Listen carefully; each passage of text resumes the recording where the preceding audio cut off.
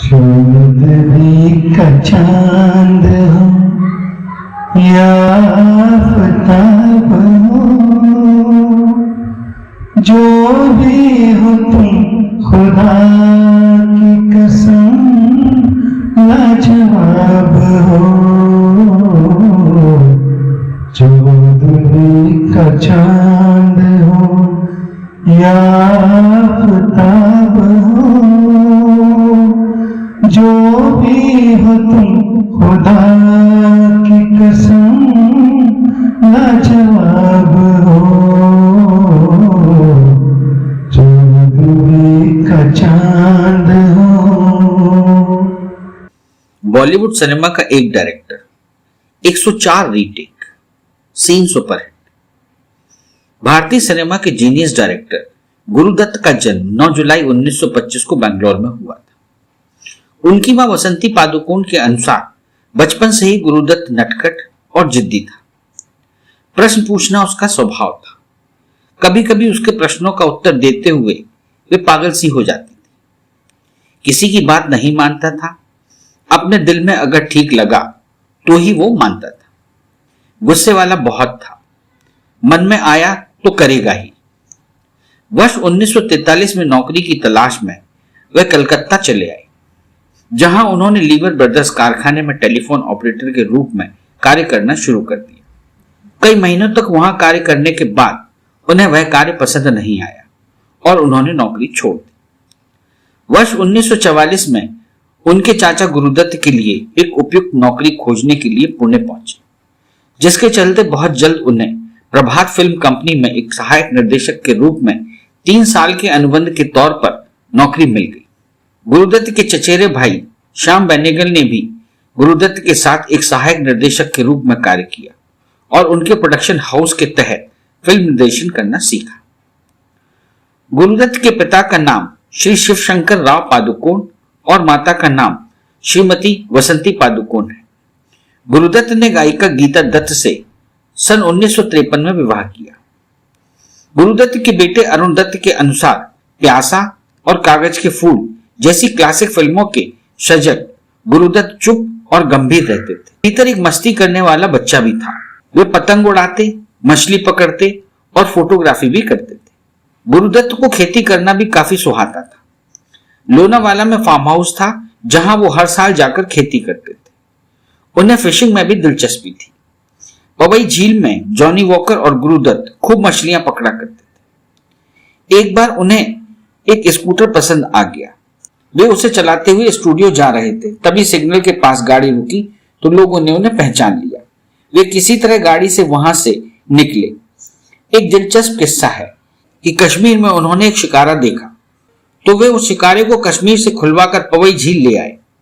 गुरुदत्त की दादी नित्य शाम को दिया जलाकर आरती करती और 14 वर्षीय गुरुदत्त दिए की रोशनी में दीवार पर अपनी उंगलियों की विभिन्न मुद्राओं से तरह तरह के चित्र बनाते रहते।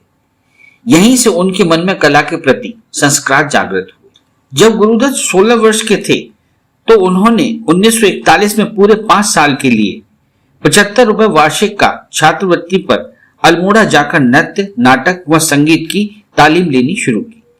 1944 में जब द्वितीय विश्व युद्ध के कारण Uday Shankar India culture centre बंद हो गया तो गुरुदत्त वहां से वापस लौट आए।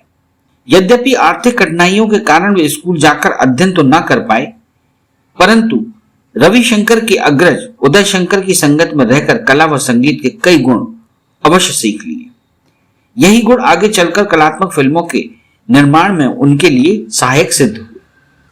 आइए अब आपको बताते हैं कि गुरुदत्त ने फिल्मी दुनिया में कब प्रवेश किया। प्रभात फिल्म कंपनी ने गुरुदत्त को नृत्य निर्देशक के तौर पर नौकरी दी थी, लेकिन उन्हें अभिनेता और निर्देशक के तौर पर भी वहां काम करना पड़ा। साल 1947 में जब प्रभात फिल्म कंपनी बंद हुई तो गुरुदत्त बॉम्बे आ गए। बॉम्बे आने के बाद गुरुदत्त ने उस समय के 2 बड़े निर्देशकों के साथ काम किया, जिनमें अमिया चक्रवर्ती और ज्ञान मुखर्जी शामिल थे। इस दौरान उन्होंने चक्रवर्ती की गर्ल्स स्कूल और मुखर्जी की बॉम्बे टॉकीज फिल्म संग्राम में काम किया। इसके बाद अभिनेता देवानंद ने गुरुदत्त के सामने अपनी प्रोडक्शन कंपनी नवकेतन में निर्देशक के तौर पर काम करने का प्रस्ताव रखा। गुरुदत्त ने देवानंद के साथ जुड़ने के बाद पहली फिल्म बाजी बनाई, जो कि 1951 में रिलीज हुई। यह फिल्म 1940 में हॉलीवुड में प्रचलित सस्पेंस थ्रिलर ड्रामा से प्रेरित थी। इस बीच देवानंद और गुरुदत्त के बीच एक अनुबंध हुआ, जिसके तहत अगर गुरुदत्त कोई फिल्म बनाते हैं तो उन्हें देवानंद को उसमें हीरो लेना होगा। वहीं अगर देवानंद कोई फिल्म प्रोड्यूस करते हैं तो उन्हें निर्देशक के तौर पर गुरुदत्त को ही रखना होगा। इस अनुबंध के तहत जहां आनंद ने गुरुदत्त को फिल्म बाजी का निर्देशक बनाया, वहीं गुरुदत्त ने अपनी फिल्म सीआईडी में देवानंद को बतौर हीरो साइन किया। गुरुदत्त के निधन के बाद देवानंद ने कहा था कि गुरुदत्त एक युवा व्यक्ति थे और उन्हें ऐसी उदासीन फिल्में नहीं बनानी चाहिए थी।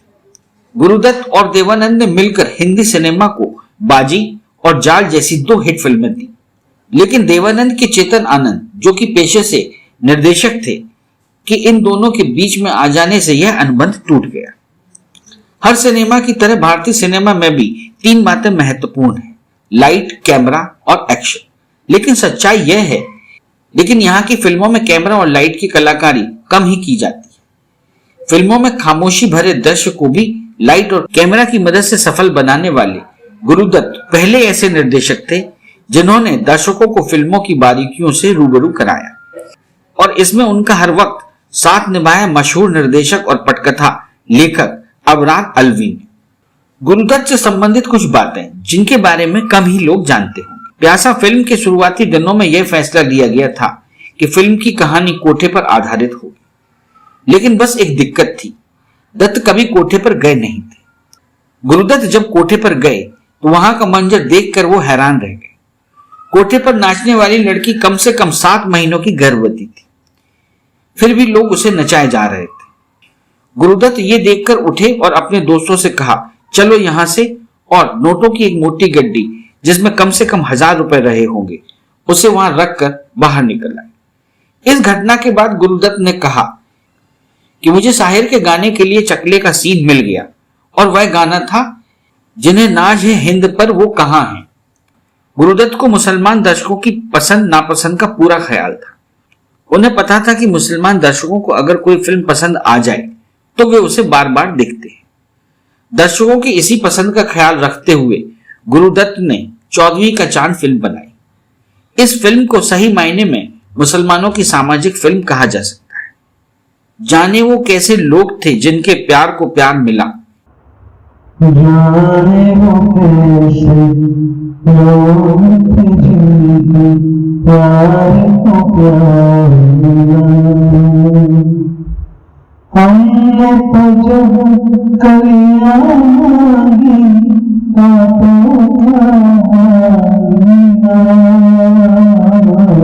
जाने वो कैसे लोग थे जिनके प्यार को प्यार मिला। इस लाइन को सुनते ही जहन में गुरुदत्त की फिल्म प्यासा का नाम आता है। 1957 में आई प्यासा में एक संघर्षशील कवि को खूबसूरती के साथ पेश किया गया था। फिल्म में लीड रोल में थे गुरुदत्त, वहीदा रहमान और माला सिन्हा।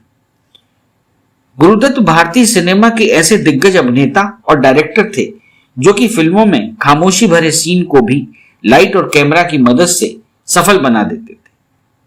निर्देशक अबरार अलवी फिल्म प्यासा की कहानी लिख रहे थे तो उनको फिल्म में एक संघर्षरत कवि की कहानी पर आधारित लिखना था, जो देश की आजादी के बाद अपने काम को लोगों के बीच पॉपुलर बनाना चाहता है। गुरुदत्त की पत्नी गीता दत्त फिल्म प्यासा में कई तरह के बदलाव करना चाहती थी, पर अंत तक गुरुदत्त ने फिल्म की कहानी में किसी भी तरह के बदलाव पर सहमति नहीं भरी और फिल्म प्यासा वैसी ही बनी जैसा गुरुदत्त चाहते थे। लेकिन उन्होंने फिल्म अभिनेता के चयन पर पत्नी गीता की बात को जरूर माना। गीता चाहती थी कि फिल्म में अभिनेता का रोल गुरुदत्त खुद करे। गुरुदत्त भारतीय सिनेमा का वो शख्स था जिसकी सिनेमा और निर्देशन की समझ का भारतीय सिनेमा पूरी तरह से कायल था। उन्हें भारतीय सिनेमा का जीनियस भी माना जाता है। यहां पर एक और दिलचस्प घटना की चर्चा करना जरूरी है। गुरुदत्त ने अपने एक सीन को फाइनल करने के लिए 104 रीटेक लिए। प्यासा फिल्म के सिनेमेटोग्राफर वी के मूर्ति ने अपने एक इंटरव्यू में बताया था कि जूनियर आर्टिस्ट के साथ कुछ सीन शूट हो रहे थे, लेकिन वो सही नहीं लग रहे थे। इससे गुरुदत्त बहुत चिढ़े हुए थे। इसके बाद उनका खुद का एक सीन आया। शाम के 5 बजे इस सीन का शूट शुरू हुआ। मूर्ति ने तकरीबन 5.5 घंटे बाद गुरुदत्त को याद दिलाया कि अब रात के 10:30 बज चुके हैं, ये सीन सुबह शूट करेंगे। गुरुदत्त नहीं माने। शूटिंग 1 घंटे और चली, लेकिन गुरुदत्त मानने को तैयार नहीं थे। मूर्ति के बहुत मनाने के बाद जाकर वो माने। तब तक 104 रीटेक हो चुके थे। इसके बाद अगले दिन फिर से इस सीन को शूट किया गया और गुरुदत्त ने पहले टेक में ही वो सीन ओके कर दिया। गुरुदत्त के बारे में यह बात कम ही लोग जानते हैं कि वह अच्छे नर्तक भी थे। उन्होंने प्रभात फिल्म्स में एक कोरियोग्राफर की हैसियत से अपने फिल्मी जीवन का आगाज किया था। वह लेखक भी थे। उन्होंने कई कहानियां लिखी थी जो अंग्रेजी पत्रिका इलस्ट्रेटेड वीकली ऑफ इंडिया में छपी। गुरुदत्त को कोलकाता से खास प्यार था। उनका बचपन वहीं गुजरा था। जब वह कोलकाता जाते थे तो गोलगप्पे और विक्टोरिया मेमोरियल के लाइन में बैठकर झाल मुड़ी जरूर खाते थे। एक बार उन्होंने देखा कि 4 खाने की लुंगी और एक अजीब सी टोपी पहने हाथ में तेल की बोतल लिए हुए एक मालिश वाला आवाज लगा रहा है। वहीं से एक रोल ने आकार लिया। खास तौर से एक गाना लिखवाया गया, सर जो तेरा चकराए। इस गाने को जॉनी वॉकर पर फिल्माया गया, जो बाद में बड़ा हिट साबित हुआ। अब आपको बताते हैं गुरुदत्त द्वारा निर्देशित फिल्में। Baazi, Jaal, Baaz, Aar Paar, Mr and Mrs 55, Sailaab, प्यासा, कागज के फूल।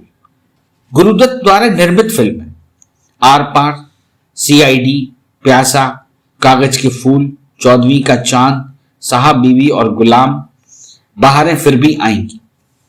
10 अक्टूबर 1964 की सुबह को गुरुदत्त परेल रोड बॉम्बे में अपने बेडरूम में मृत पाए गए।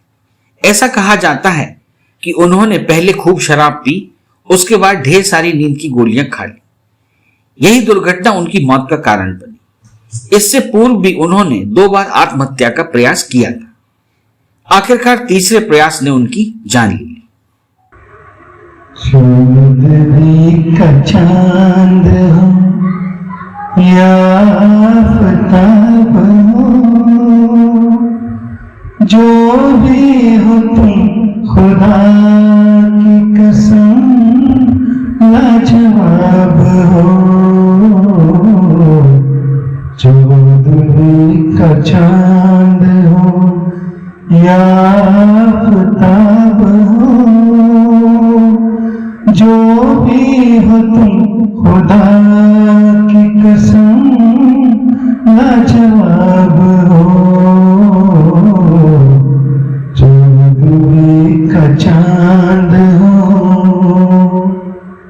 होठों पे खेलती है तबस्सुम की बिजलियां, सजदे तुम्हारी राह करती है कहकशां।